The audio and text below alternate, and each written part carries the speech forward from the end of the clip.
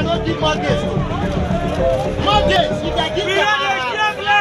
is perhaps a defining moment in the history of Nigeria's justice system as of the Lagos State Judicial Panel of Inquiry, a restitution for victims of SARS-related abuses and other matters, finally presents its report to the Lagos State Governor, Babajide Sanwo-Olu, led by Justice Doris Okuobi. We will ensure that the recommendations that are coming out and that will be turned into white paper will be something that will be of public information.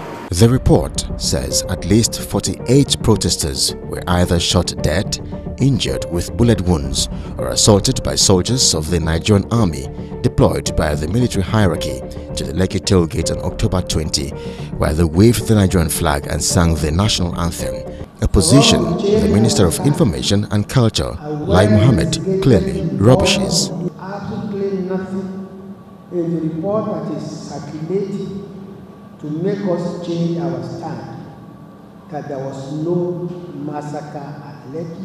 Without mincing words, the Lagos State Governor must be commended for his courage in setting up perhaps such an unbiased panel, considering the crop of politicians we have littered across the country. But with this bombshell report, has justice been served? One of the most important one is the indictment of the Nigerian government authority on the killings that took place at Lekki toll gate. That again shows that people who actually said that people died were telling the truth. The government owed Nigerians an apology to have denied that state of affairs and to have gone ahead to make those propaganda saying that it was targeted at running down the government of the day. The panel also lists desperate measures taken by the soldiers, police and officials of the Lagos State government to cover up evidence of the massacre.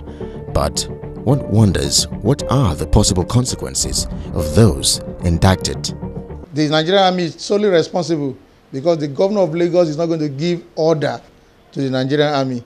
Yes, there can be a call for help, but not a call to murder innocent Nigerians. I also feel that those who were directly involved in killing those young ones must be made to face the law. They ought to be prosecuted. That's way to assuage the anger and feelings of those who were wronged. That is what I think the minimum requirement.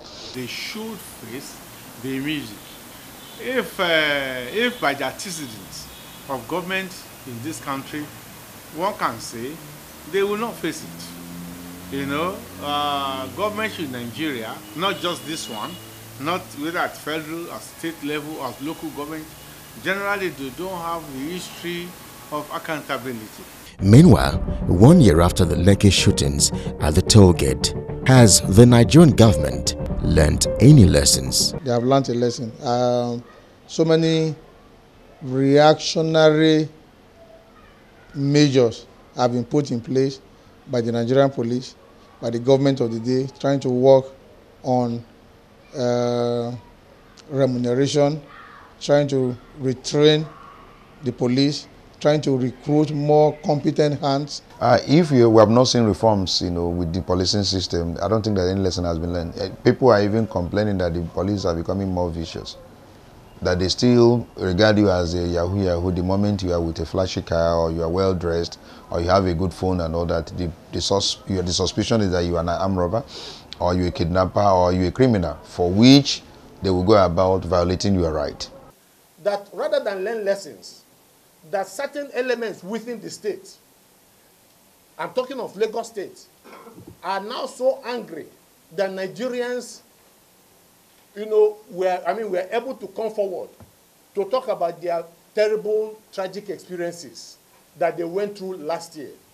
And so instead of looking for ways to compensate these people, to make them recommit themselves again to the oneness of this country, thugs, killers, and all manners of undesirable elements are being sent after these people. And perhaps one may also ask, what is next for the NSAS movement? We are telling all NSAS protesters all over the world, and we are putting it on record that this is what these persons are up to, and we will continue to stand our grounds. We'll continue to mobilize. We'll continue to mobilize peacefully. We'll continue to organize.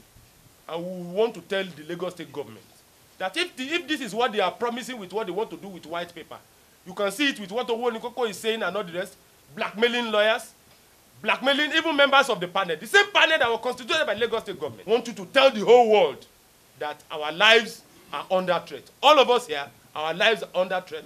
The lives of our families are under threat.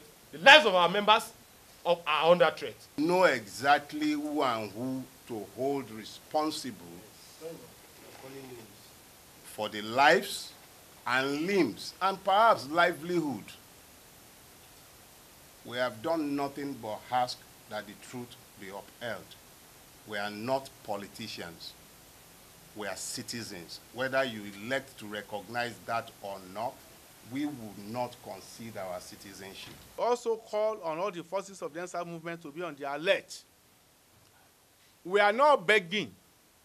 We want to get it reiterated. We are not begging the Lagos State government or the federal government to implement. We are demanding.